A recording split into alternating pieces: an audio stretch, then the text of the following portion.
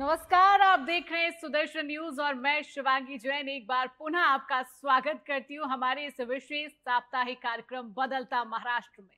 महाराष्ट्र सरकार ने राज्य में औद्योगिक विकास को नई ऊंचाइयों तक ले जाने के लिए एक बड़ा कदम उठाया है। प्रदेश सरकार के उद्योग विभाग ने देश की प्रमुख कंपनियों के साथ 80,962 करोड़ के 9 समझौता ज्ञापनों पर हस्ताक्षर किए। मुंबई के गोरेगांव में आयोजित आईफा स्टील समिट में हुए इन समझौता ज्ञापनों के तहत प्रस्तावित निवेश परियोजनाओं को गढ़चिरौली, चंद्रपुर, नागपुर, वर्धा, रायगढ़, छत्रपति संभाजीनगर और सातारा आदि जिलों में स्थापित किया जाएगा, जिससे राज्य के विदर्भ, मराठवाड़ा और कोंकण क्षेत्रों के औद्योगिक विकास को गति मिलेगी। इन निवेशों से न केवल औद्योगिक विकास को बढ़ावा मिलेगा, बल्कि स्थानीय युवाओं को उनके ही जिलों में रोजगार के अवसर भी प्राप्त होंगे। स्टील के क्षेत्र में महाराष्ट्र में 80,000 करोड़ रुपए का निवेश हुआ है। 1 लाख रोजगार का सृजन इससे होगा और महाराष्ट्र के अलग अलग भागों में ये इन्वेस्टमेंट आने से एक सर्वांगीण विकास की दृष्टि से इसका बहुत महत्व होगा।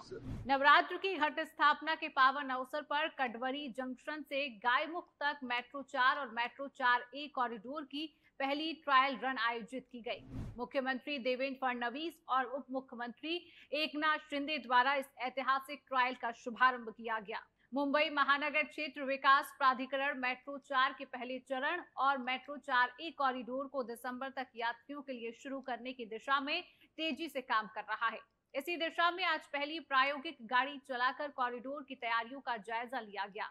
आज की ट्रायल रन ने दिसंबर तक मेट्रो सेवा के शहरी यात्रियों के लिए शुरू होने का मार्ग प्रशस्त कर दिया है और मुंबई में आधुनिक सार्वजनिक परिवहन के युग की शुरुआत का संकेत दिया है। अनेक दशकों से बीड की जनता जिस रेलगाड़ी की प्रतीक्षा कर रही थी, वह स्वप्न आज मूर्त रूप बन गया है।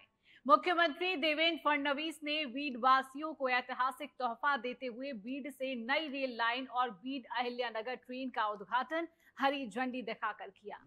इस अवसर पर मुख्यमंत्री ने कहा कि यह केवल रेल सेवा की शुरुआत नहीं, बल्कि बीड में विकास की नई धारा की शुरुआत है। उन्होंने बताया कि 2014 के बाद सरकार ने इस परियोजना को तेजी से आगे बढ़ाया और केंद्र राज्य की 50% साझेदारी से इसे पूर्णता की ओर ले जाया गया। रेल का विद्युतीकरण भी जल्द पूरा होगा, जिससे यात्रियों को तेज और सुविधाजनक सेवा मिलेगी। प्रधानमंत्री नरेंद्र मोदी के अमृत महोत्सवी जन्म दिवस के अवसर पर महाराष्ट्र शासन ने जनता के जीवन में सकारात्मक बदलाव लाने और विकसित भारत के उनके सपनों को साकार करने के लिए कई महत्वाकांक्षी योजनाओं और उपक्रमों की शुरुआत की है।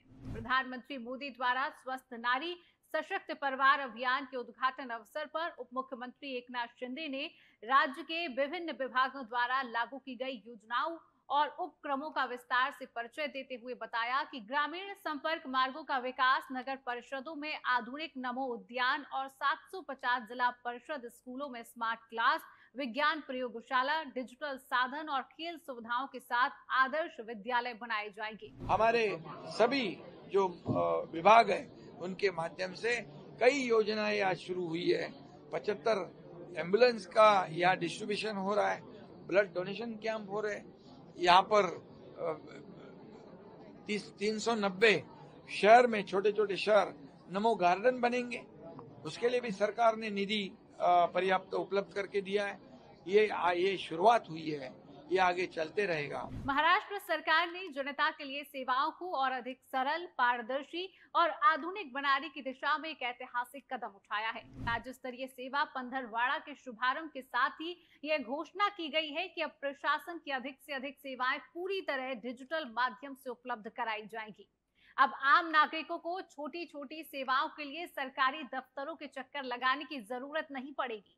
चाहे वह प्रमाण पत्र हो, शैक्षणिक दस्तावेज, पेंशन योजना की जानकारी हो या सरकारी योजनाओं का लाभ, सभी कुछ घर बैठे ही ऑनलाइन उपलब्ध होगा।